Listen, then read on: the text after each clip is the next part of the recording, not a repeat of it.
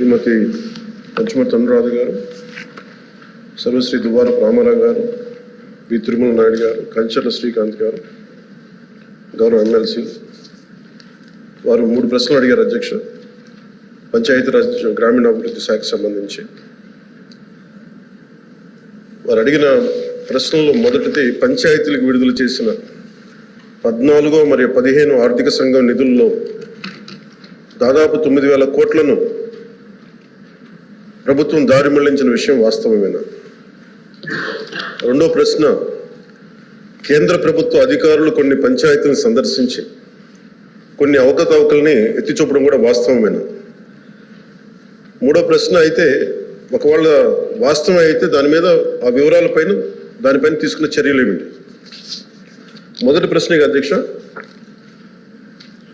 9,000 కోట్లను గత ప్రభుత్వం దారి మళ్లించిందా లేదా అనేది అడిగారు అధ్యక్ష. దానికి మా సమాధానం అవునండి. కేంద్ర ఆర్థిక కమిషన్ గ్రాంట్లలో మళ్లింపు జరుగుతోంది.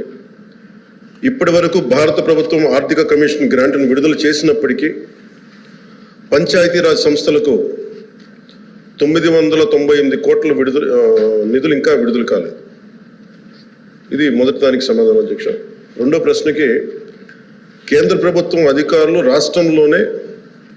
రాష్ట్రంలోని ఒక 5 గ్రామ పంచాయతీని సందర్శించారు.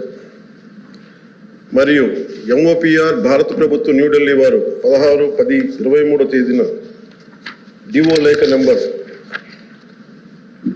M11015/150/2020 FD Part 1 ద్వారా ఆంధ్రప్రదేశ్ ప్రభుత్వానికి వారి పరిశీలనలు తెలియజేశారు.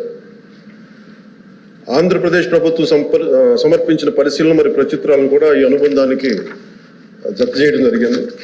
గౌరవ సభ్యులు ఇంకేదైనా సందేహాలు ఉంటే అనెక్షర్ని అనుబంధంగా ఉన్న వీటన్నిటి చదువుకోవచ్చు అధ్యక్ష.